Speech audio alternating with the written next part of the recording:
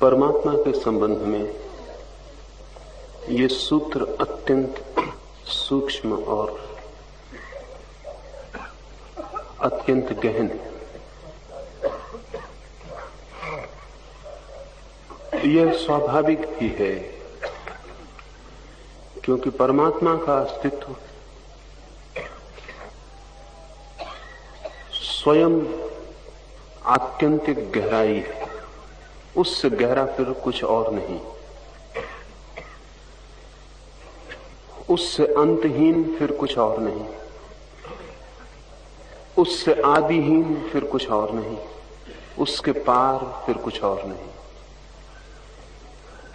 उसे फिर कुछ और लांग नहीं पाता, अतिक्रमण नहीं कर पाता। स्वभावतः उस सत्य के संबंध में जो भी कहा जाएगा वो उतना ही गहरा, उतना ही अंतहीन, उतना ही अनंत होगा जैसा परमात्मा है। एक बहुत अद्भुत ईसाई फकीर हुआ है तरतुलियन। तरतुलियन का एक वक्तव्य समझने जैसा है, फिर हम इस सूत्र में प्रवेश करें। तरतुलियन ने कहा है कि मैं ईश्वर में भरोसा इसलिए करता हूं कि ईश्वर किसी भी तर्क से सिद्ध नहीं होता है। बड़ा उल्टा वक्तव्य है। हम भरोसा करते हैं उस बात में जो किसी तर्क से सिद्ध होती हो। तरतुलियन कहता है ईश्वर में मेरा भरोसा है क्योंकि वो अतर्क, वो किसी तर्क से सिद्ध नहीं होता। सच तो यह है कि ईश्वर से ज्यादा अविश्वसनीय और कुछ भी नहीं हो सकता, क्योंकि ईश्वर की धारणा असंभव है। ईश्वर की कल्पना ही असंभव है। उस दिशा में सोचने के सब प्रयास व्यर्थ हो जाते हैं। उसकी खोज करते करते खोजने वाला ही मिट जाता है। वो असंभव में प्रवेश है। तरतुलियन कहता है I believe in God because God is absurd. तर्कहीन है, बेबूझ है, किसी तरह सिद्ध नहीं किया जा सकता, इसीलिए ही विश्वास करता हूं। तब विश्वास का फिर और क्या आधार होगा? विश्वास का आधार अगर तर्क न हो, विचार न हो, मनन न हो, चिंतन न हो, तो फिर विश्वास का आधार सिर्फ हृदय ही हो सकता है। जिससे आप किसी के प्रेम में पड़ जाते, कोई तर्क नहीं होता, और अगर कोई तर्क करने चले तो आप सिद्ध न कर पाएंगे कि आपके प्रेम का कारण क्या है। और जो भी बातें आप कहेंगे वस्तुतः असार होंगी। जैसे आप कहेंगे कि जिस व्यक्ति को मैं प्रेम करता हूं वो बहुत सुंदर है, लेकिन किसी और को वो सुंदर मालूम नहीं पड़ता, बस आपको ही मालूम पड़ता है। सच्चाई कुछ उल्टी है। आप सुंदर है इसलिए प्रेम करते हैं, ऐसा नहीं है। आप प्रेम करते हैं इसलिए वो व्यक्ति सुंदर दिखाई पड़ता है। आपके प्रेम ने ही उसे सुंदर बना दिया है। सौंदर्य कोई वस्तुगत घटना नहीं है, आपके हृदय का भाव। हम सुंदर को प्रेम नहीं करते, हम जिसे प्रेम करते हैं वो सुंदर हो जाता है। प्रेम हर चीज को सुंदर कर देता है। प्रेम जिसको भी घेर लेता उसे सुंदर कर जाता है। इसलिए प्रेमी को प्रेयसी सुंदर दिखाई पड़ती है, शेष किसी को ना भी दिखाई पड़े।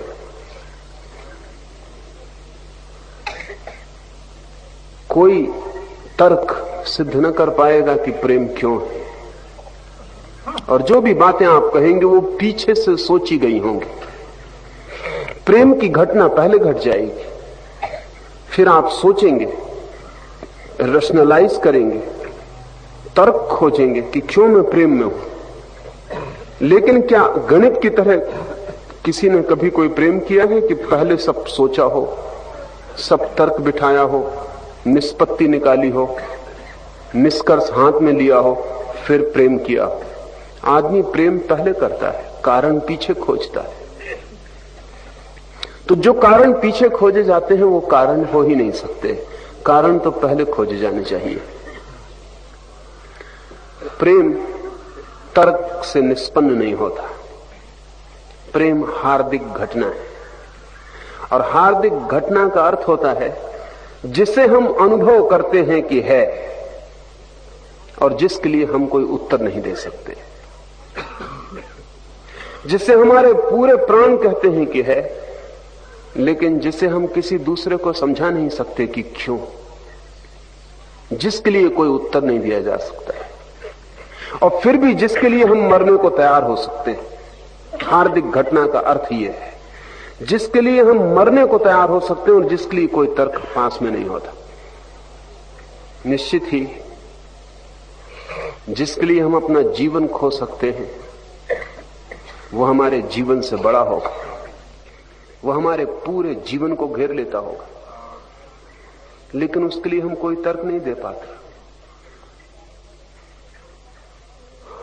तार्किक किसी चीज के लिए कभी जीवन नहीं दे सकता। तर्क के किसी सिलोजिज्म, तर्क की किसी प्रक्रिया में कभी कोई जीवन नहीं दे सकता।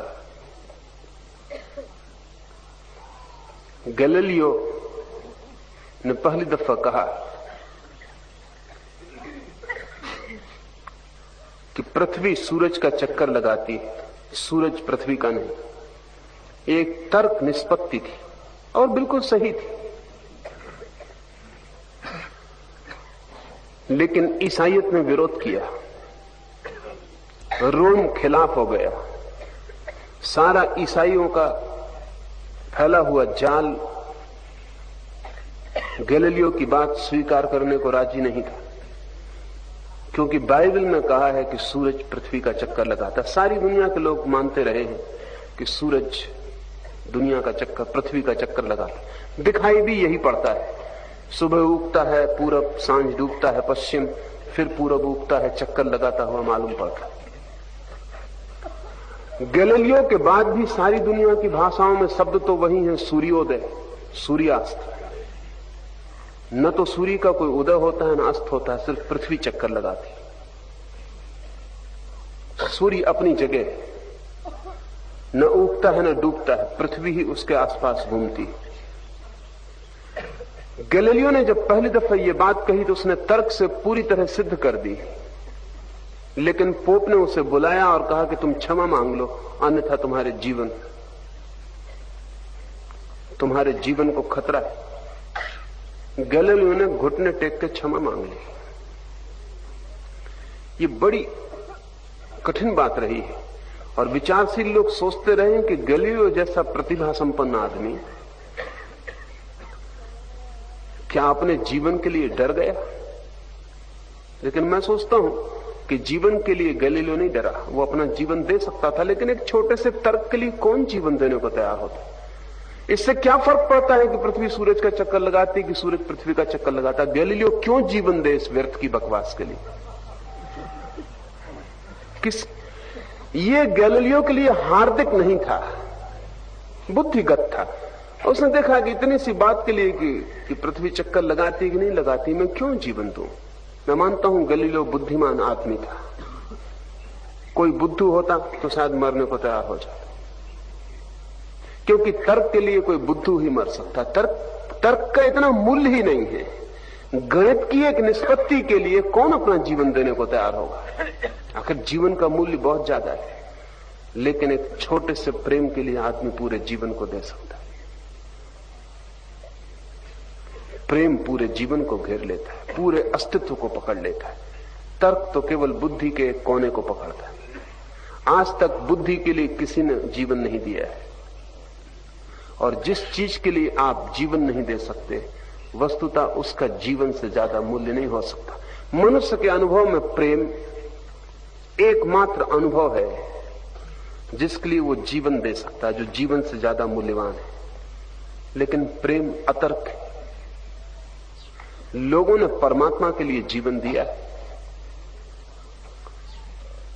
न मालूम कितने लोग शहीद हुए हैं परमात्मा के लिए, जिन्होंने जीवन को चुपचाप खो दिया है, जिन्होंने रत्ती भर भी शिकायत नहीं की कि जीवन जा रहा है। परमात्मा कुछ प्रेम जैसा मामला है। इसलिए तरतुलियन ठीक कहता है कि मानने का कोई कारण नहीं, मानना असंभव है, फिर भी मैं परमात्मा को मानता हूं। ये कुछ हार्दिक घटना है, ये कुछ प्रेम का नाता है। ये संबंध बुद्धि से कहीं बहुत गहराई से आ रहा है। अब हम इस सूत्र में प्रवेश करें। वह परब्रह्म परमेश्वर न तो वाणी से, न मन से और न नेत्रों से ही प्राप्त किया जा सकता है। वह परमात्मा न तो वाणी से, कोई कितना ही समझाए उसकी समझ नहीं आ सकती। कोई कितनी ही कुशलता से समझाए, कोई बिल्कुल मन में बिठा दे, ऐसा बिठा दे कि आप जवाब भी ना दे पाए, आप उत्तर भी ना दे पाए, आपको मानने को राजी भी होना पड़े, क्योंकि तर्क आपके पास ना हो। तो भी ध्यान रहे, जब आप अतर्क हो जाते हैं, जब आप उत्तर नहीं दे पाते, तब भी हृदय अनकन्विंस्ड ही रहता, तब भी हृदय राजी नहीं होता। एक व्यक्ति आपकी बुद्धि को खंडित कर सकता है, लेकिन आपके हृदय को नहीं छू सकता। एक बड़ा तार्किक आपकी सारी मान्यताएं तोड़ दे, आप पराजित भी हो जाएं, तो भी आप राजी नहीं हो पाते। भीतर हृदय तो कहता ही रहता है कि मैं राजी नहीं हूं। तर्क से कभी कोई राजी नहीं हो सकता। हार सकता है, जीत सकता है, लेकिन कन्विक्शन, हृदय की आस्था तर्क से पैदा नहीं होती। इंगरसोल ने कहीं लिखा है अपने पत्रों में, क्या आप उसी आदमी को तर्क से राजी कर सकते हैं जो पहले से ही राजी हो? व्यर्थ है तर्क। उसको ही राजी कर सकते हैं जो पहले से ही राजी था, वो राजी होने को तैयार ही था। लेकिन जो राजी नहीं है, उसे तर्क से आप छू भी नहीं सकते।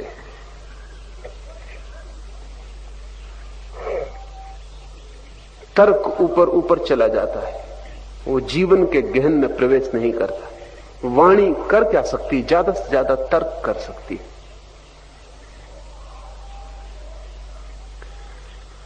वाणी मनोरंजन कर सकती है, वाणी प्रीतिकर लग सकती है, काव्यात्मक हो सकती है, सुखद मालूम पड़ सकती है,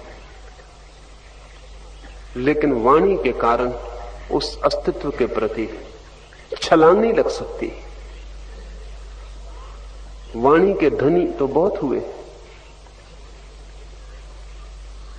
और ऐसा भी नहीं कि उन्होंने नहीं जाना था, उन्होंने जाना हो तो भी वाणी से वे किसी को भी राजी नहीं कर पाते। बुद्ध की भी सामर्थ्य नहीं है कि आपको शब्दों के द्वारा राजी कर पाए। बुद्ध भी जब आपको राजी करते हैं तो आपको मौन के लिए पहले तैयारी करवाते, वो भी समझाने के पहले आपको शांत और मौन कर देते हैं, वो भी वाणी से हल नहीं कर पाते। इसलिए बुद्ध तो इस संबंध में बहुत ही स्पष्ट थे, वो लोगों के प्रश्नों के उत्तर ही नहीं देते थे। वो कहते थे इसके पहले कि तुम्हें उत्तर दूं तुम्हें चुप होना सीखना पड़ेगा। 1 वर्ष 2 वर्ष 3 वर्ष तुम मेरे पास चुप होकर रहो, जब तुम्हारी चुप्पी बिल्कुल पूरी हो जाएगी तब मैं तुम्हें उत्तर दे दूंगा। लेकिन निरंतर यह होता है कि जिस आदमी का मौन पूरा हो जाता वो फिर प्रश्न ही ना उठाता। मौन में ही बुद्ध वस्तुतः उसे उत्तर दे देते। जो वाणी से नहीं कहा जा सकता वो मौन से कहा जा सकता है, क्योंकि मौन मस्तिष्क में प्रवेश नहीं करता, सीधे हृदय में चला जाता है। शब्द तो सिर में टकरा के लौट जाते। मौन से बहती हुई जीवन धारा अबाध रूप से आपके हृदय में प्रवेश कर जाती। शब्द का ज्यादा से ज्यादा इतना ही उपयोग हो सकता है कि कोई आपको मौन करने के लिए राजी कर ले, बस इतना ही शब्द से हो जाए कि आप निशब्द होने को राजी हो जाएं तो शब्द का काम पूरा हो जाता। लेकिन परमात्मा वाणी से नहीं पाया जा सकता, न मन से पाया जा सकता है, न नेत्रों से ही प्राप्त किया जा सकता है। मन सोचता है, मनन की प्रक्रिया का नाम मन।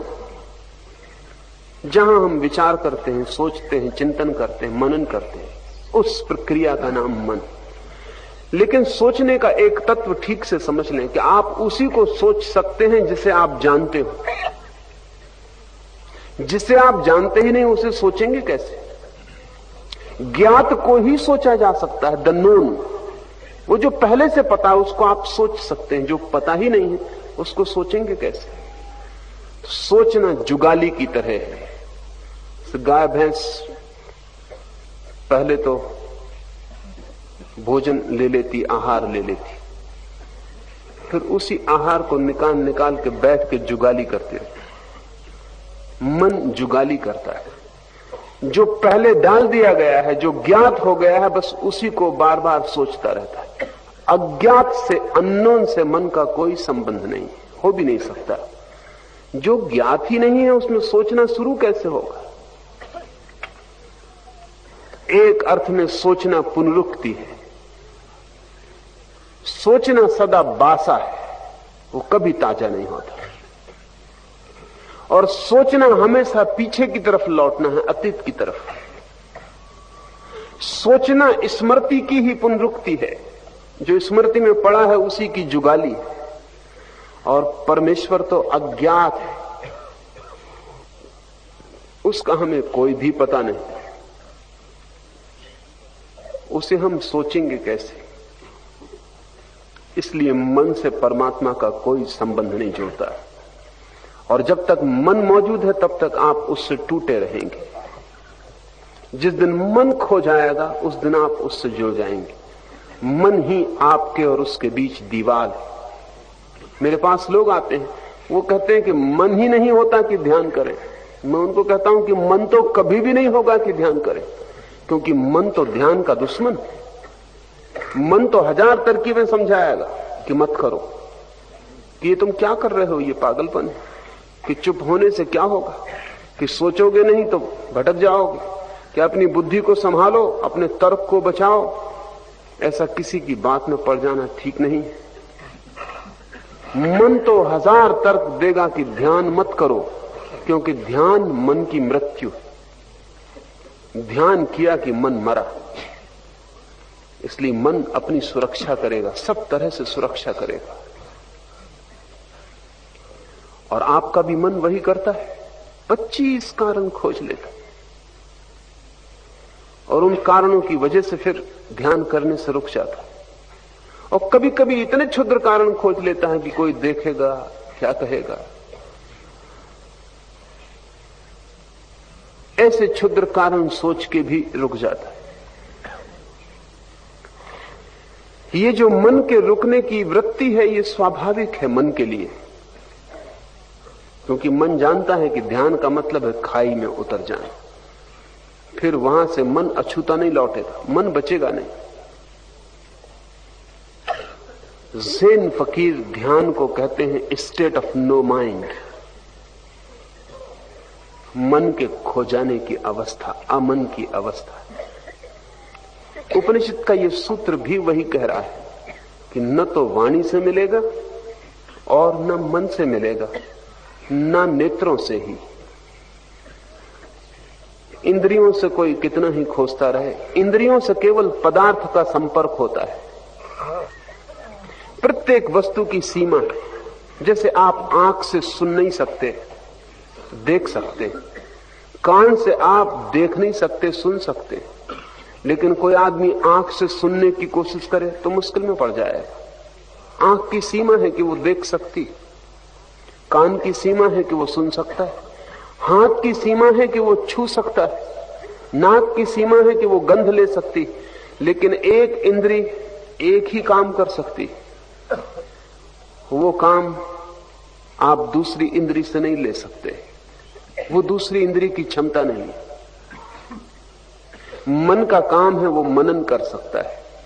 मनन का अर्थ है स्मृति में पड़ा हो तो उसे दोहरा सकता है। मन एक कंप्यूटर की तरह है, उसे पहले फीड करना होता है, उसे पहले आप दे दें भोजन, फिर उसको जुगाली करता रहता।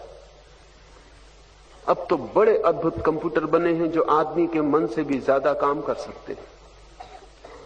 बड़े से बड़ा वैज्ञानिक जो काम वर्षों में करेगा वो कंप्यूटर सेकंड में कर सकता है।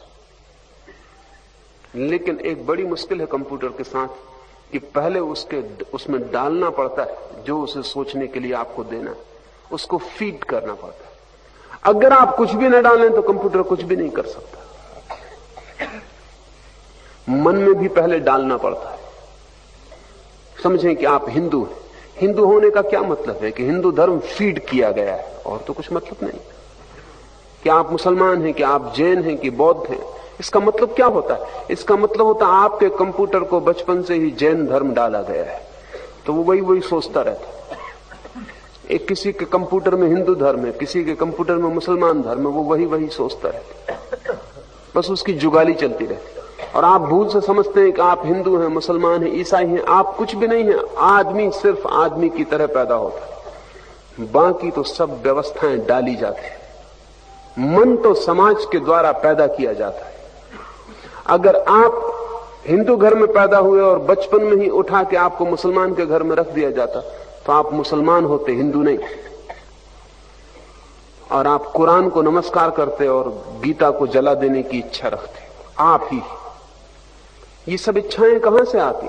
ये दूसरे आपको सिखा रहे हैं। इसलिए सभी धर्मों के लोग बच्चों को पकड़ लेते हैं पहले ही। सभी धर्म उत्सुक होते हैं कि बच्चों को धर्म की शिक्षा दी जानी चाहिए।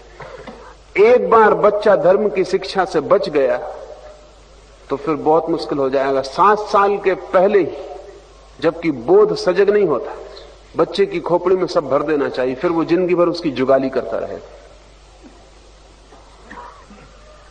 हिंदू अगर आप हैं तो हिंदू मंदिर के सामने हाथ उठ जाएंगे। ये यांत्रिक है, ये कंप्यूटर का काम है। ये आपको सिखाया गया कि भगवान यहां रहता, मस्जिद के सामने से आप अकड़ के निकल जाएंगे। मस्जिद का ख्याल ही नहीं आएगा कि वहां भी भगवान रहता है। वहां किसी और को ख्याल आता है जिसके कंप्यूटर में वो बात डाली गई कि इस्लाम ही असली धर्म। हमें सिखाया जा रहा है, जो हमें सिखाया जाता है वही हम सोचते रहते, और परमात्मा सिखाया नहीं जा सकता, उसके सिखाने का कोई उपाय ही नहीं। इसलिए परमात्मा सोचा भी नहीं जा सकता। लेकिन आप कहेंगे कि हम परमात्मा के संबंध में सोचते नहीं। आप हिंदू परमात्मा के संबंध में सोचते हैं, मुसलमान परमात्मा के संबंध में सोचते हैं, ईसाई परमात्मा के संबंध में सोचते हैं, परमात्मा के संबंध में नहीं। और ईसाई परमात्मा, मुसलमान, हिंदू परमात्मा परमात्मा है ही नहीं, वो केवल शब्द हैं जो आपके मन में डाल दिए गए। परमात्मा तो निशब्द है, वो अस्तित्व है, उसे कोई आपको सिखा नहीं सकता। परमात्मा का कोई शिक्षण नहीं हो सकता, इसलिए कोई विद्यालय नहीं हो सकता जहां हम बच्चों को परमात्मा के लिए प्रशिक्षित कर दें। काश इतना आसान होता तो सारी दुनिया परमात्मा से भर जाती। विज्ञान सिखाया जा सकता है, धर्म सिखाया नहीं जा सकता, यही अड़चन है। इसलिए हम वैज्ञानिक पैदा कर सकते हैं, केमिस्ट्री, फिजिक्स, गणित सिखाए जा सकते हैं, प्रार्थना सिखाई नहीं जा सकती, मगर हम सिखाते हैं प्रार्थना भी, इसलिए सब प्रार्थनाएं झूठी हो जाती। प्रेम सिखाया नहीं जा सकता, आप कोई विद्यालय खोल दें और लोगों को प्रेम करना सिखा दें। अगर आपने सिखा दिया तो एक बात पक्की है कि जो भी उस विद्यालय से निकलेंगे कभी प्रेम ना कर पाएंगे, क्योंकि प्रेम इतनी हार्दिक बात है और सीखना मस्तिष्क में घटता है। इसलिए अक्सर यह होता है कि अभिनेता जो प्रेम का ही धंधा करते कभी प्रेम नहीं कर पाते।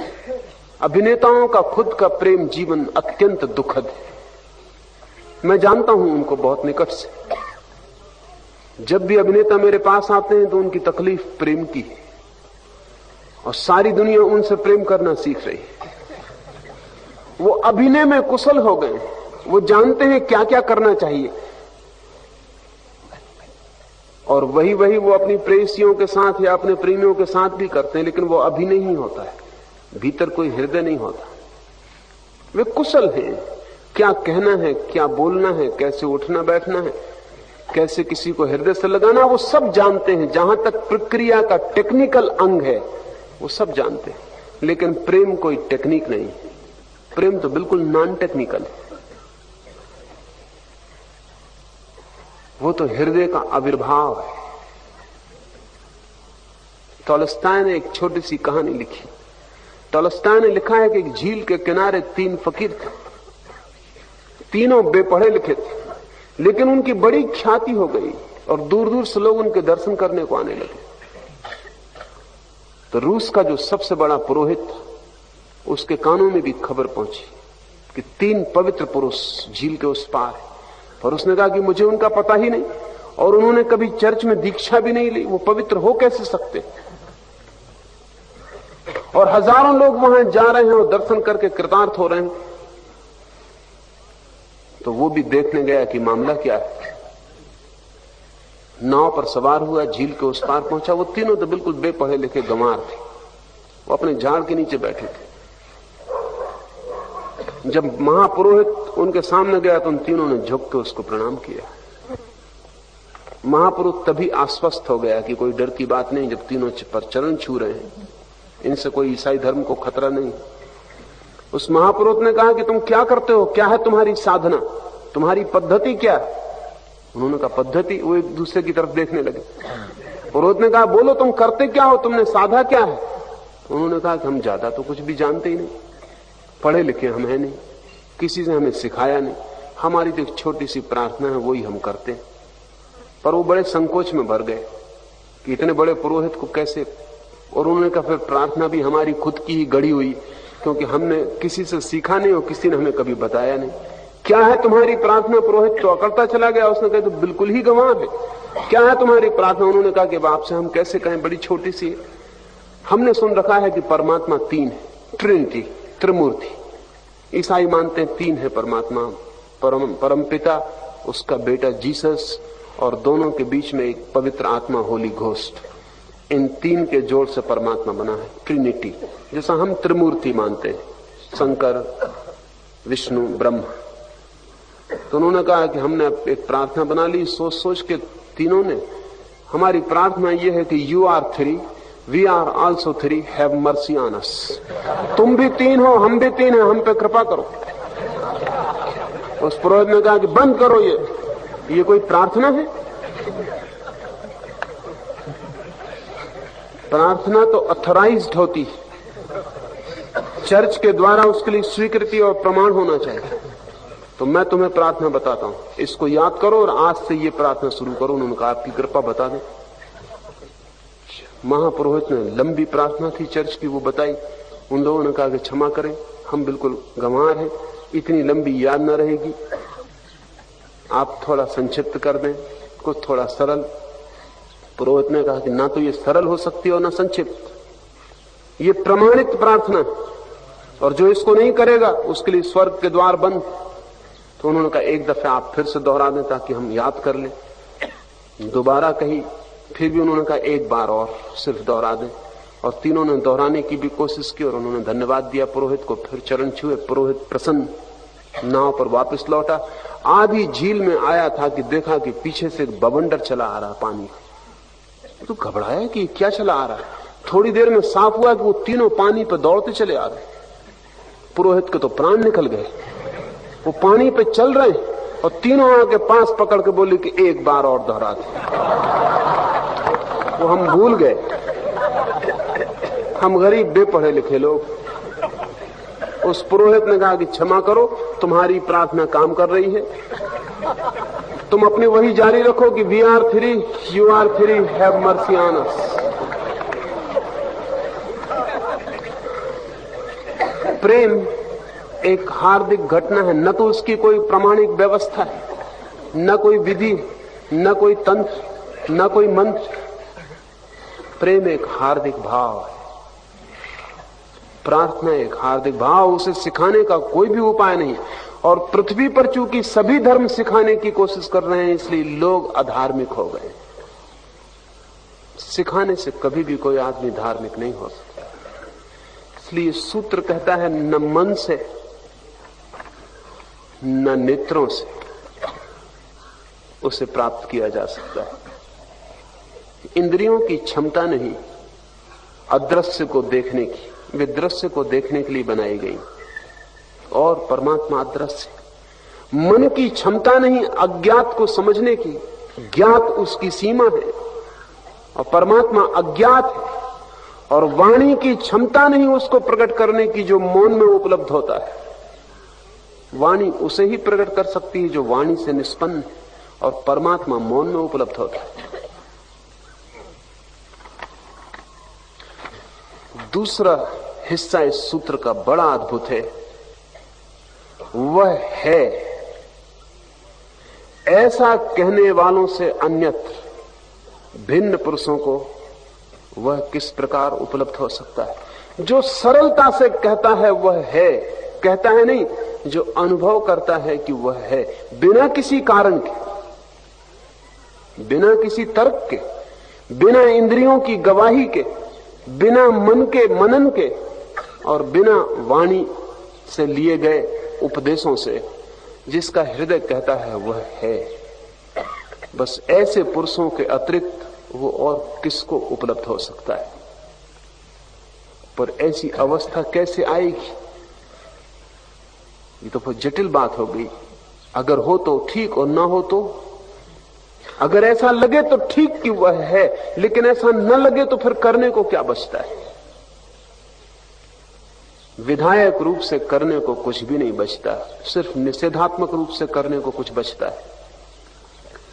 अगर आपको लगता है वह है, ऐसी श्रद्धा जन्मती, ऐसे उसके अस्तित्व की प्रतीति आपको होती, ऐसा आपके हृदय में स्फुरना होती कि वह है, तब तो ठीक, तब तो मार्ग बहुत सुगम। अगर नहीं होती, और कभी लाख में एक आध को ऐसी सहज प्रतीति होती, अधिकांश को तो प्रतीति नहीं होती कि वो है।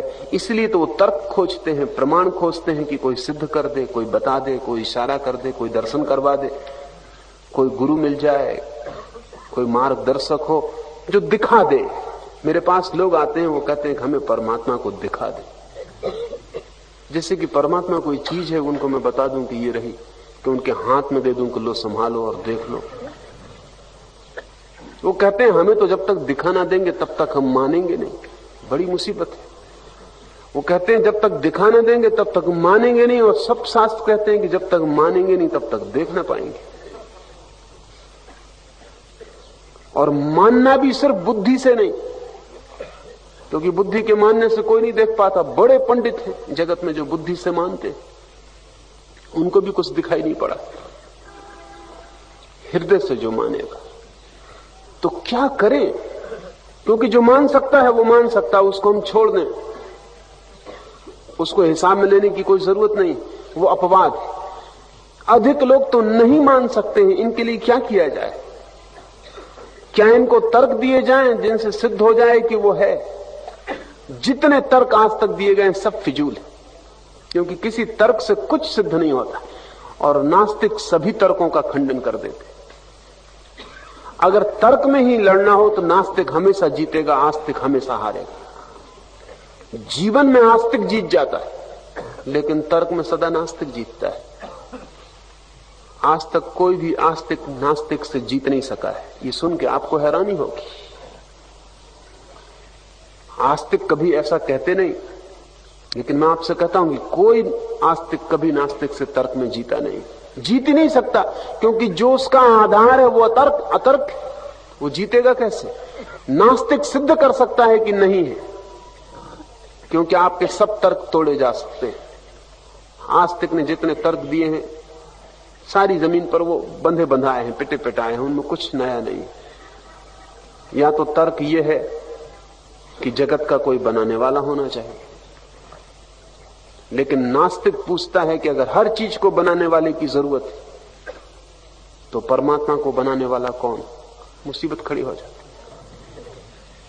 फिर परमात्मा के भी और कोई परमात्मा, फिर उसके पीछे कोई और परमात्मा, इन्फिनिट रिग्रेस, फिर अंतहीन खड्ड हो जाता, उसमें कोई हल नहीं। कहीं भी जाओ नास्तिक पूछेगा फिर इसको किसने बनाया?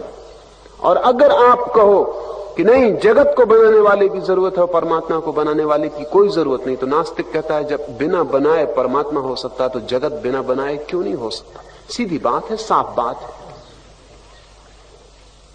जब आप मानते ही हो कि कोई चीज बिना बनाई हो सकती, तो फिर कोई कठिनाई नहीं रही, जगत बिना बनाया हुआ है।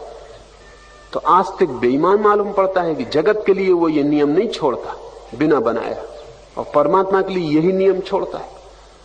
फिर नास्तिक कहता है कि जगत दिखाई पड़ता है, अगर नियम ही बनाना है तो यही नियम ठीक है कि जगत बिना बनाया, अनक्रिएटेड। परमात्मा तो तुम्हारा दिखाई नहीं पड़ता, इसको व्यर्थ बीच में लाने की क्या जरूरत है? और आखिर में तुम्हें भी स्वीकार करना पड़ता है कि परमात्मा बिना बनाया हुआ है। तो बिना बनाई हुई घटना घट सकती है, तो जगत बिना बनाया क्यों नहीं घट सकता? आस्तिक के पास कोई उत्तर नहीं। सच तो यह है कि आस्तिक तर्क देते नहीं, ये पंडित हैं जो तर्क देते रहते हैं कि है, और पंडित नास्तिकों से हारते रहते हैं। नास्तिक से कोई आस्तिक पंडित जीत नहीं सकता। नास्तिक जिस भूमि पर चल रहा है वहां तर्क सार्थक है, आस्तिक जिस भूमि पर चल रहा है वहां तर्क का कोई संयोग ही नहीं, संबंध ही नहीं। आप दूसरे की भूमि पर लड़ने जाएंगे, हारेंगे। लेकिन जीवन में आस्तिक जीतता है, नास्तिक हारता है।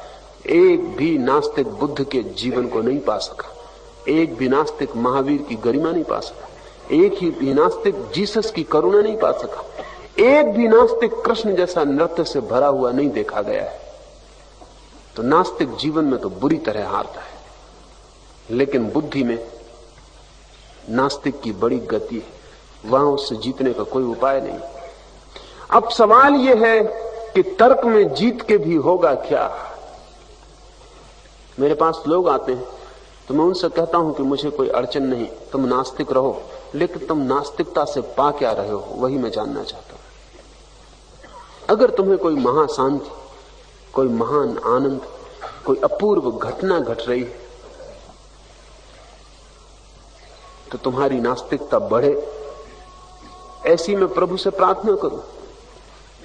तुम ठीक रास्ते पे हो, तुम बिल्कुल बढ़े चले जाओ। पर वो कहते कि नहीं, कोई आनंद भी नहीं बढ़ रहा, कोई शांति भी नहीं बढ़ रही, जीवन दुख से भरा है, लेकिन ईश्वर नहीं है। उनको मैं कहता हूं तुम फिर से सोचो, कहीं ऐसा तो नहीं है कि ईश्वर को अस्वीकार करने के कारण ही जीवन दुख से भरा है? क्योंकि जिन्होंने उसे स्वीकार किया है उनका जीवन आनंद से भर गया है। तो अब ये तुम सोच लो कि तुम्हें तर्क की निष्पत्तियां ज्यादा प्रिय हैं या जीवन का आनंद ज्यादा प्रिय है? तुम्हें जीवन में एक अहोभाव चाहिए या सिर्फ एक गणित का हिसाब चाहिए? अगर तुम गणित के हिसाब से तृप्त हो तो ठीक है, ईश्वर नहीं। और अगर तुम जीवन के हिसाब से अतृप्त हो तो तुम्हें ईश्वर को खोजना ही पड़े। तुम्हें अपने को किसी भांति बदलना ही पड़े कि तुम उसके अस्तित्व को एहसास कर सको। क्या रास्ता है फिर? जो लोग सहज उसके अनुभव को उपलब्ध नहीं होते, उनके लिए क्या मार्ग? उनके लिए पहली तो ये बात समझ लेनी जैसी है कि ध्यान बुद्धि और तर्क पर न दें, ध्यान जीवन पर दें। इस बात की फिक्र करें कि मेरे जीवन की उपलब्धि क्या है। एक आदमी प्यासा नदी के किनारे खड़ा हो और हम उसे कहें कि तू पानी पी ले, नदी बह रही है, तेरी प्यास मिट जाएगी। वो कहे कि कैसे प्यास पानी से मिट सकती है, इसका तर्क चाहिए। क्यों प्यास पानी से मिटेगी? इसका क्या प्रमाण है?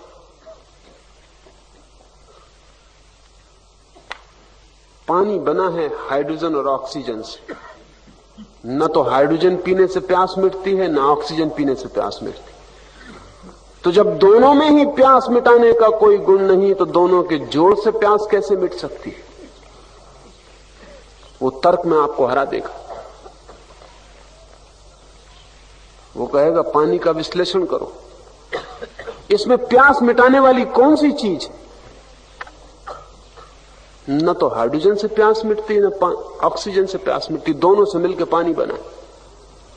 और जब दोनों से नहीं मिटती तो दोनों के जोड़ से कैसे मिट सकती? प्यास को मिटाने वाला गुण कहां से आ सकता है? तुम गलती में हो, तुम कुछ भ्रांति में पड़ गए हो। लेकिन वो आदमी नदी के किनारे खड़ा हुआ प्यासा मरेगा। तर्क तो वो ठीक दे रहा। और अगर लोगों ने तर्क करके ही पानी पिया होता तो सारे लोग कभी के मर गए होते। लेकिन लोग तर्क करते नहीं, पानी पीते हैं, प्यास बुझा लेते। क्योंकि लोग कहते हैं तर्क से हमें प्रयोजन नहीं, प्रयोजन प्यास के बुझने से है। प्यास कैसे बुझती है ये भी व्यर्थ है। प्यास को बुझाने वाला पानी में कौन सा तत्व है ये भी सार्थक नहीं है। हम इतना ही जानते हैं कि पानी पीते हैं और प्यास बुझती है। आप अपने जीवन की फिक्र करें कि आपका जीवन दुख, संताप, गहन पीड़ा से भरा है।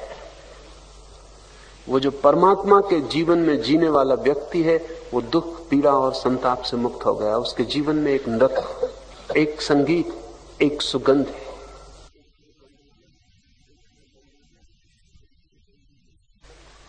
वही सुगंध, वही संगीत अगर आपके लिए आकर्षण बन जाए, खिंचाव बन जाए, तो आपके जीवन से नास्तिकता गिरेगी और उसके होने के भाव का उदय होगा। नास्तिक को मैं मानता हूं कि वो आत्मघाती है। आत्मघाती इसलिए कि वो उस सब से अपने को वंचित कर रहा है जिसके बिना जीवन का फूल पूरा खिल ही नहीं सकता। और मनुष्य जाति का इतिहास इसका प्रमाण है। बड़े से बड़ा नास्तिक भी छोटे से छोटे आस्तिक के मुकाबले भी जीवन का फूल नहीं खिला पाया है। बड़े से बड़ा नास्तिक छोटे से छोटे आस्तिक से भी जीवन में हार जाता।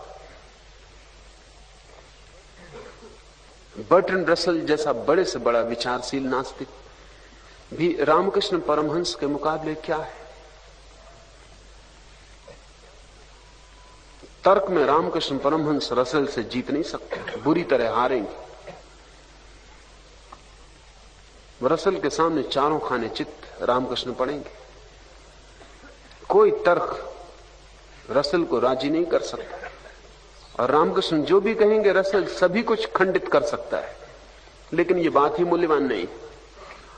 रसल और रामकृष्ण सामने आमने खड़े होंगे तो रसल का जीवन फीका है, उसमें कोई रस, स्निग्ध धार नहीं, एक गहन उदासी है। रामकृष्ण के जीवन में एक आभा है, एक पुलक है, एक ऊर्जा है जो किसी महास्रोत से आती हुई मालूम पड़ती। हम अगर बुद्धि का ही विचार कर रहे हैं तो नास्तिकता सार्थक मालूम पड़ेगी। अगर हम जीवन का चिंतन कर रहे हैं तो बहुत जल्दी हम प्रभु है, परमात्मा है, ऐसे आभास को उपलब्ध हो जाएंगे। जीवन पर ध्यान रखें। एक युवती ने संन्यास लेना चाहा, अभी 2 दिन पहले। वो बड़ी डमाडोल कि संन्यास लूं या ना लूं। सभी का मन डमाडोल होता है, कोई भी नया कदम उठाते वक्त चिंता पकड़ती। मैंने उस युवती को कहा कि तू एक बात समझ, बिना संन्यास के तो तू 25 साल रह चुकी है, नहीं लेती है संन्यास तो जैसी तू थी वैसी ही तू होगी। 25 साल का अनुभव है तुझे गैर संन्यास का, संन्यास का तुझे कोई अनुभव नहीं है। संन्यास का द्वार नया है, वहां कुछ हो सकता है, कोई संभावना। ज्यादा से ज्यादा इतना ही होगा कि कुछ ना होगा, तो कुछ अभी भी नहीं हो रहा है। ज्यादा से ज्यादा इतनी होगा कि कुछ ना होगा। बुरा से बुरा जो हम सोच सकते हैं वो इतना ही होगा कि कुछ ना होगा। तो कुछ हुआ नहीं है 25 सालों में, कुछ खोने का डर नहीं, लेकिन कुछ संभावना खुलती, कुछ होने की आशा बंधती, कुछ नया कदम लिया जा रहा है। पुराने रास्ते को बदलने में जिस पर कुछ भी ना हुआ हो, क्षण भर भी संकोच करना निपट अज्ञान है। कुछ हुआ हो तब तो नए को चुनने का कोई सवाल नहीं, तो उस पर बढ़ते जाना चाहिए। कुछ न हुआ हो तो नए को चुनने की हिम्मत रखनी चाहिए। लेकिन पुराना इतना जकड़ लेता, और हम इतने कमजोर हैं, इतने नपुंसक हैं कि बंधी बंधाई लीक पे चलते जाते हैं बिना ये सोचे हुए कि इस पर कुछ भी नहीं हुआ। 25 साल से, 25 जन्मों से इस पे चल रहे हैं, कुछ भी नहीं हुआ। आप बुद्धि के सहारे कितने जन्मों से चल रहे हैं। ये जिंदगी भी आपने तर्क और बुद्धि के सहारे गंवाई है। थोड़ा सा रास्ते से उतर के उस घने जंगल में भी उतरना चाहिए जो बुद्धि का नहीं है। बुद्धि के रास्ते ठीक पटे पटाए, ठीक साफ सुथरे, सीमेंट ने उनको पत्थर की तरह बना दिया, उन पे मील के पत्थर लगे। आप कहां हैं पक्का पता चलता है, कहां जा रहे हैं पक्का पता चलता है, कहां से आ रहे हैं पक्का पता चलता है। लेकिन रास्तों के किनारे घने जंगल भी हैं जीवन के, जहां छिपे झरने और जहां सुगंधित फूल और जहां पक्षियों के गीत। वो रास्ते साफ नहीं है, वहां भय भी है, वहां खतरा भी है, रास्ते की सुरक्षा भी नहीं, रास्ते की भीड़ भी नहीं है जो सदा साथ थी, वहां अकेलापन। लेकिन वहां जीवन की गहनता के खुलने की संभावना भी है।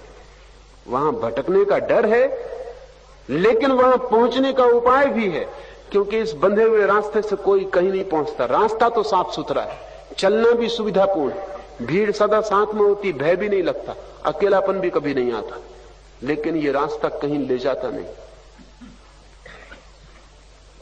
ये रास्ता कहीं पहुंचाता नहीं। बस ये रास्ता साफ सुथरा है, गोल गोल घूम के वापस अपनी जगह आ जाता। ये वर्तुलाकार है, इससे कोई निष्पत्ति जीवन में फलित नहीं होती। जिस व्यक्ति को ऐसा जीवन का बोध आने लगे, वो बहुत शीघ्र उस जगह पहुंच जाएगा जहां वो बिना तर्क, बिना प्रमाण और बिना कारण के कहेगा परमात्मा है। वह है, ऐसा कहने वालों से अन्यत्र भिन्न पुरुषों को किस प्रकार उपलब्ध हो सकता है। अतः उस परमात्मा को पहले तो है इस प्रकार का निश्चय पूर्वक ग्रहण करना चाहिए, अर्थात पहले उसके अस्तित्व का दृढ़ निश्चय हो जाना चाहिए, तदंतर तत्व भाव से उसे प्राप्त करना चाहिए। पहले तो ये प्रतीति हार्दिक हो जाए कि वो है, और उसके होने की सुगंध हमारे जीवन को बदलने लगे, वो हमें खींचने लगे, वो हमारा प्रेम बन जाए, फिर कुछ हो सकता है, फिर रूपांतरण हो सकता है, फिर हम अपने पूरे जीवन को दांव पे लगा सकते हैं। फिर वो हल्की सी झलक, फिर हम जुआ खेल सकते हैं, फिर हम चुनौती स्वीकार कर सकते हैं, फिर हम पूरे जीवन को उसमें ढालने, उसके साथ एक रूप करने, उसमें पिघला देने के लिए राजी हो सकते हैं। पर वो पहला है का भाव, उसके अस्तित्व की पहली झलक केवल उन्हें ही मिल सकती है जो बुद्धि को नहीं, जो जीवन को उसकी पूर्णता में सोचने के लिए तैयार हो, जीवन को उसकी समग्रता में विचारने के लिए तैयार हो, और जो जीवन को देखे, दुख या आनंद। दुख या आनंद को आप कसौटी समझ लें, निकस, इस पे कसते रहें। अगर आपके जीवन में दुख है तो जो भी आप सोचते हैं वो गलत है। वो तर्क के लिहाज से सही है या गलत, ये सवाल नहीं है। अगर जीवन में दुख है तो आप जो भी सोचते हैं, आपके सोचने का ढांचा गलत है, आपका आयाम गलत है।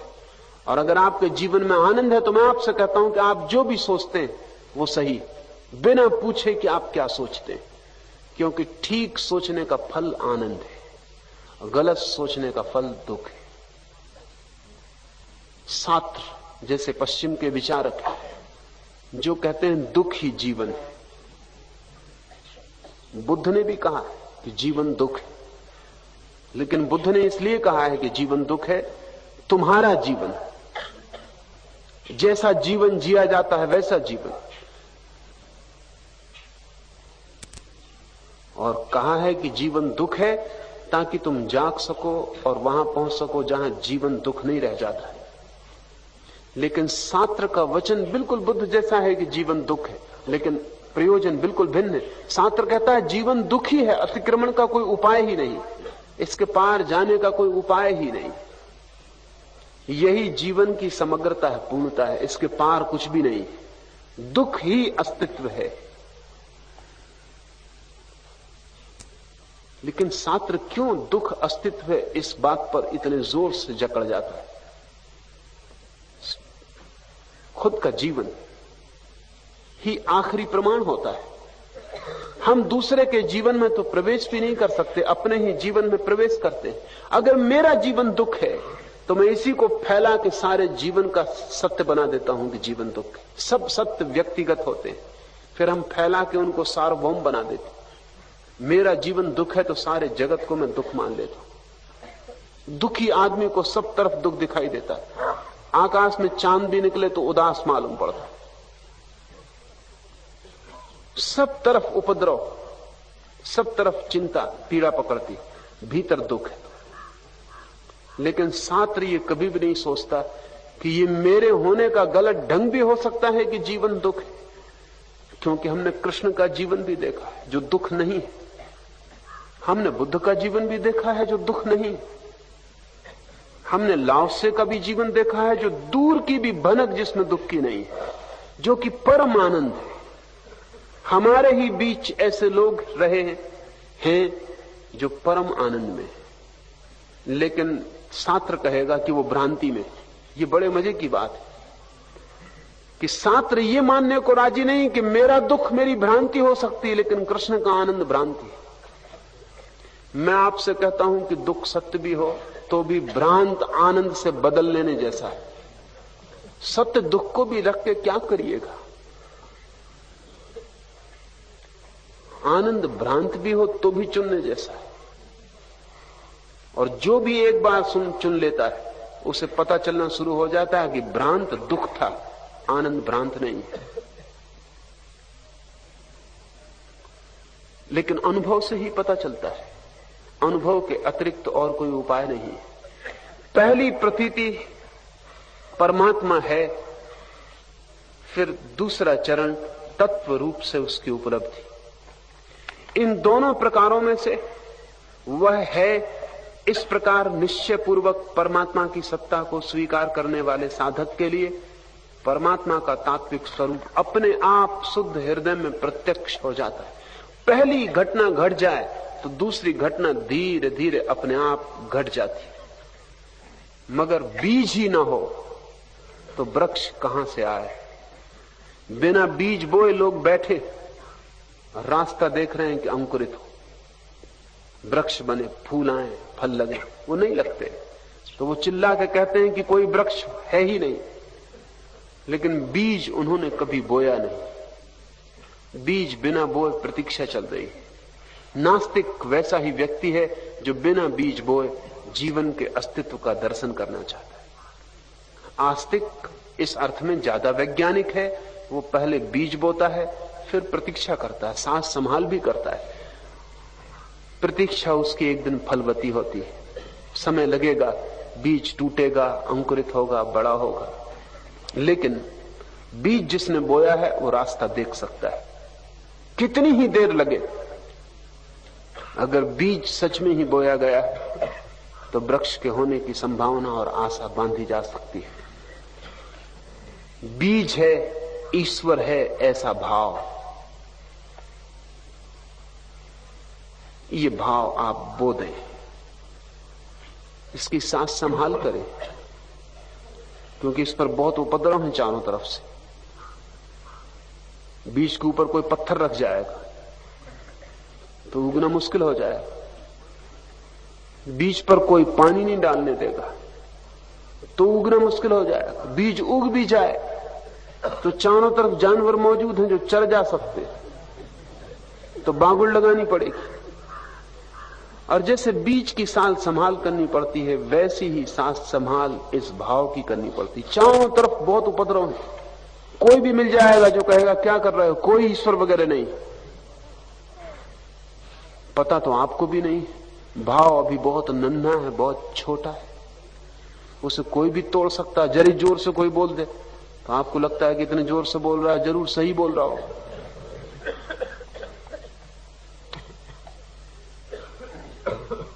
मैं जिस विश्वविद्यालय में पढ़ता था उसके संस्थापक थे एक बहुत बड़े वकील, विश्वविख्यात वकील डॉक्टर हरि सिंह गौर। वो अपने विद्यार्थियों को कहा करते थे कि सदा कानून की किताबें लेके अदालत में पहुंचो। उनको देख के ही मजिस्ट्रेट थोड़ा भयभीत हो जाता है, दूसरा वकील भी थोड़ा डरता है, तुम्हारी हिम्मत भी शास्त्र साथ में इससे बढ़ जाती। और अगर तुम्हारा मुवक्किल कानून के अनुसार हो तो जितना ज्यादा कानून की बातें तुम निकाल के किताबों में से प्रकट कर सको उतनी करने की कोशिश करो, बजाय मुवक्किल को सही साबित करने के, उसमें ज्यादा चिंता लगाने के, तुम शास्त्र के उद्धरण ज्यादा दो। उनके विद्यार्थी कभी उनसे पूछते और कभी ऐसा हो कि हम जिस आदमी के पक्ष में हैं वो गलत ही है, तो वो कहते तब तुम इतने जोर से बोलो और इतने जोर से टेबल पीटो जितनी तुम्हारी ताकत हो, क्योंकि तुम्हारा जोश खरोश और तुम्हारा टेबल का पीटना बताता है कि तुम जरूर सही हो। गलत आदमी डर के बोलता है, भयभीत होता, पहले से उसकी वाणी कपती। आप ध्यान रखना, जिंदगी में ऐसे बहुत से लोग हैं जो टेबल पीट के बोलते हैं। वो इतने जोर से बोलते हैं कि आप सदमे में आ जाते हैं, आपको लगता है कि बात सही ही होगी तभी इतने जोर से बोल रहा है।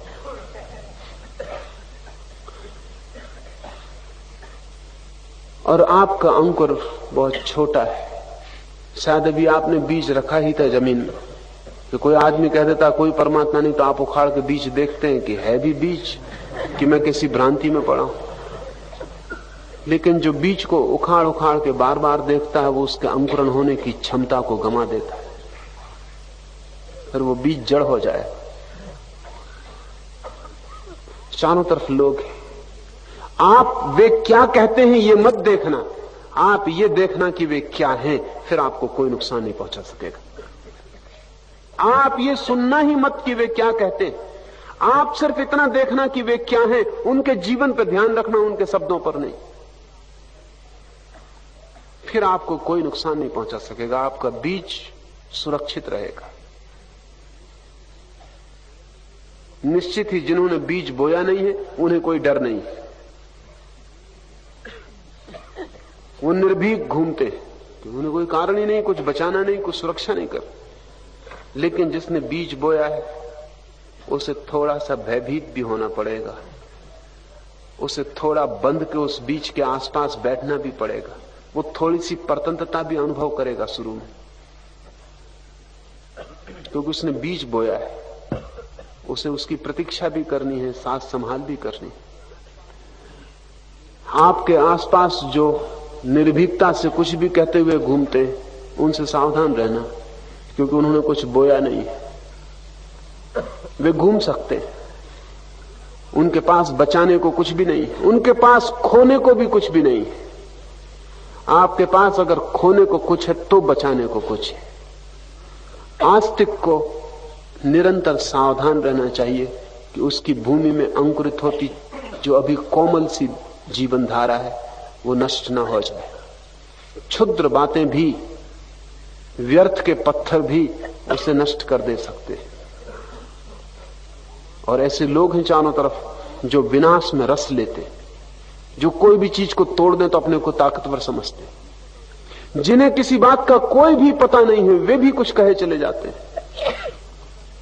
कोई व्यक्ति ध्यान करना शुरू करता है, कोई भी व्यक्ति दूसरा, मित्र, परिवार के साथी, संगी, परिचित, अजनबी, कोई भी कह देता है कि ध्यान वगैरह में कुछ भी नहीं, जैसे इन्होंने ध्यान कभी किया हो, जैसे ये ध्यान के कोई अनुभवी। जब कोई ध्यान के संबंध में कुछ कहे तो पहले ये फिक्र करना है कि इस आदमी ने कितना ध्यान किया है।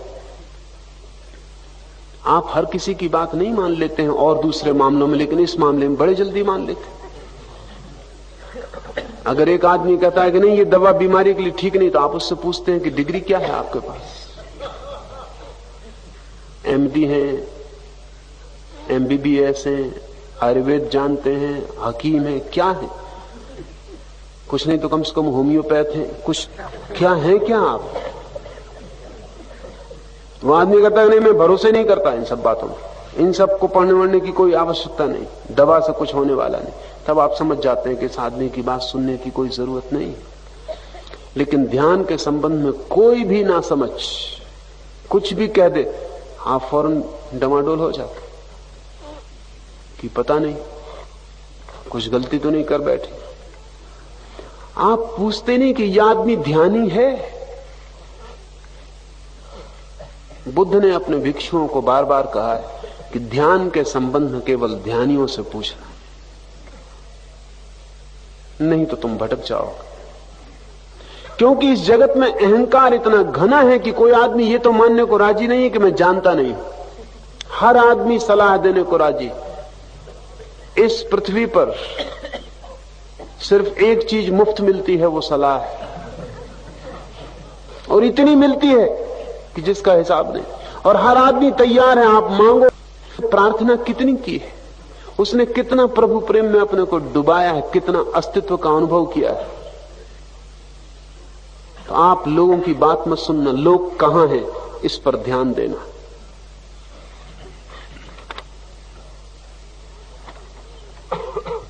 साधक के हृदय में स्थित जो कामनाएं हैं, जब वे सब की सब समूल नष्ट हो जाती हैं, तब मरण धर्म मनुष्य अमर हो जाता है और यही ब्रह्म का भली भांति अनुभव कर लेता है। जब हृदय की संपूर्ण ग्रंथियां भली भांति खुल जाती हैं, तब वह मरण धर्म मनुष्य इसी शरीर में अमर हो जाता है। बस इतना ही सनातन उपदेश है। जो जब वे सब समूल नष्ट हो जाती हैं, तब मरण धर्म मनुष्य अमर हो जाता है। क्यों? आखिर कामनाओं के नष्ट होने से मरण धर्म मनुष्य अमर क्यों हो जाए? कारण है, मनुष्य तो अमर है ही, सिर्फ वासनाएं मरण धर्म है। सिर्फ कामनाएं मरती हैं, आदमी तो कभी मरता ही नहीं। सिर्फ कामनाएं मरती हैं, और हम कामनाओं से इतने भरे हैं कि हमें पता ही नहीं कि कामनाओं के अतिरिक्त भी हम कुछ हैं। और जब कामनाएं मरती हैं तो हमें लगता है हम मर रहे हैं, हम नष्ट हो रहे हैं, हम समाप्त हो रहे हैं। बंगाल के एक बहुत बड़े विचारक हुए, ईश्वरचंद विद्यासागर, उन्होंने एक संस्मरण लिखा है। उन्हें वायसराय की काउंसिल सम्मानित करने वाली थी महापंडित होने के कारण, लेकिन ईश्वरचंद्र पहनते थे गरीब बंगाली का वेश, कुर्ता धोती, साधारण गरीब आदमी का वेश, सीधे साधे आदमी थे। मित्रों ने कहा कि वायसराय की काउंसिल में इन कपड़ों को पहन के जाओगे बड़ी भद्द होगी और अच्छा भी नहीं लगेगा, तो हम तुम्हारे लिए अच्छे वेश का इंतजाम किए देते हैं, तुम चिंता भी मत करो। शानदार चीज चाहिए वायसराय के सामने जब तुम मौजूद हो। ईश्वरचंद्र राजी हो गए, बात उनको भी जची, मगर मन में थोड़ी चिंता रही कि क्या सिर्फ पद पाने के लिए, उपाधि पाने के लिए, सम्मान पाने के लिए मैं सदा का अपना वेश बदलूं, और नाहक अच्छा भी नहीं लगेगा, बचका न लगेगा, सजा संवारा हुआ वहां खड़ा हो जाऊंगा। मगर हिम्मत भी नहीं जुटती थी कहने की। जिस दिन ये वायसराय की काउंसिल में जाना था उसके एक दिन पहले सांझ को घूमने निकले थे, बड़ी चिंता मन में थी। सामने ही एक मुसलमान उनके चला जा रहा था अपनी छड़ी लिए हुए आहिस्ता से अपनी शेरवानी में। एक नौकर भागा हुआ आया और उसने कहा कि मीर साहब, उस मुसलमान को कहा, आपके घर में आग लग गई, जल्दी चलिए। उसने कहा ठीक, लेकिन चाल उसकी वही की वही रही। ईश्वरचंद भी थोड़े चौंके कि क्या ये आदमी समझ नहीं पाए या बात में कुछ भूल चूक हो गई। नौकर भी थोड़ा घबराया, उसने कहा कि मीर साहब ऐसे नहीं चलेगा, मकान जल रहा, तेजी से चलिए। उस मुसलमान ने कहा कि मैं जब तक न जल रहा हूं तब तक तेजी का चलने का कोई कारण नहीं। मकान जल रहा है, मैं नहीं जल रहा हूं, और फिर जिंदगी भर की चाल मकान जलने की वजह से बदल दूं? और तू इतना परेशान क्या, तेरा क्या जल रहा है? परेशान तो ईश्वरचंद्र तक थे, उनका तो बिल्कुल कुछ नहीं जल रहा था, वो तो कम से कम नौकर भी था। उनके भी हृदय की धड़कन बढ़ गई थी, वो बड़े हैरान हुए कि ये आदमी कैसा है। घबरा तो वो भी गए थे मकान जल रहा है यही सुन के, कोई संबंध भी न था उस मकान से। तभी उनको ख्याल आया कि यह आदमी अपनी चाल बदलने को राजी नहीं, मकान जल रहा है और मैं नहा के अपने कपड़े बदलने को राजी हो गया हूं। दूसरे दिन वो अपने गरीब वेश में ही उपस्थित हो गए। मित्र तो बड़े चौंके वहां देख के। बाद में निकल के पूछा कि तुमने क्या किया? उन्होंने कहा कि छोड़ो, वो एक आदमी ने मेरी जिंदगी बदल दी। वो कहने लगा जब तक मैं ही ना जल रहा हूं तब तक कुछ नहीं जल रहा है, कुछ तेज जाने की जरूरत नहीं। आपकी कामनाएं मरती, आप नहीं मरते, लेकिन कामनाओं से आप इतने संयुक्त हैं। आपका घर जलता है, आप नहीं जलते, लेकिन मेरा घर इतना ममत्व है कि जलते हुए घर में आपको लगता है आप जल रहे हैं, आप जलने ही लगते। कामनाएं ही मरण धर्म है। मरता हुआ आदमी जब घबराता है मृत्यु से, तो इसलिए नहीं घबराता कि मैं मर रहा हूं, क्योंकि मैं तो कभी मरा ही नहीं। घबराता है इसलिए कि अब सब कामनाएं मरी, जो जो आशाएं बांधी थी सब टूटी, जो जो भविष्य में करने का सोचा था वो सब नष्ट हुआ, जो जो अतीत में किया था इंतजाम कि भविष्य में कुछ फल लगेंगे वे सब वृक्ष गिर गए, अब सब नष्ट हो रहा है। ये सूत्र बड़ी ठीक बात कहता है कि जब साधक की सब कामनाएं छूट जाती हैं तब साधक अमृत हो जाता है। अमृत साधक है ही। कामनाओं का संग मरण धर्म होने का की भ्रांति देता है। हम जिसके साथ होते हैं उसकी भ्रांति हमें पकड़ जाती है। और कामनाएं कब नष्ट होती हैं? तब तक कामनाएं नष्ट नहीं हो सकती जब तक ईश्वर के होने का भाव उदय न हो,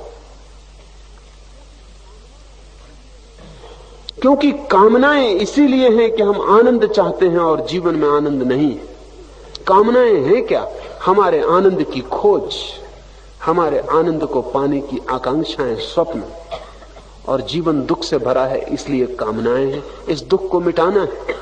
ये दुख दो तरह से मिट सकता है। एक तरह से मिट सकने का आभास होता है, वस्तुतः मिटता नहीं, कि हम कामनाओं को पूरा करें तो दुख मिट जाए। ये नास्तिक की यात्रा है।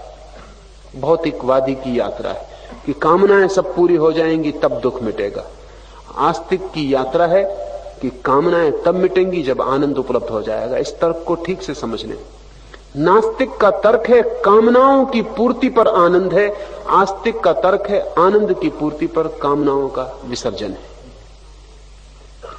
आनंद भीतर हो, कामनाएं समाप्त हो जाती। दुख के कारण थी, जिसे चाहते थे कामनाओं के कारण वो भीतर उपस्थित हो जाए, कामनाएं गिर जाती। जब मंजिल भीतर मिल जाए तो आप रास्तों पर किस लिए दौड़ेंगे? रास्तों पर दौड़ते हैं क्योंकि मंजिल कहीं और है जहां पहुंचना है, लेकिन वासनाओं के रास्तों से कोई भी कभी किसी मंजिल पर पहुंचा नहीं है। और जब भी कोई कभी किसी मंजिल पर पहुंचा है वो मंजिल भीतर।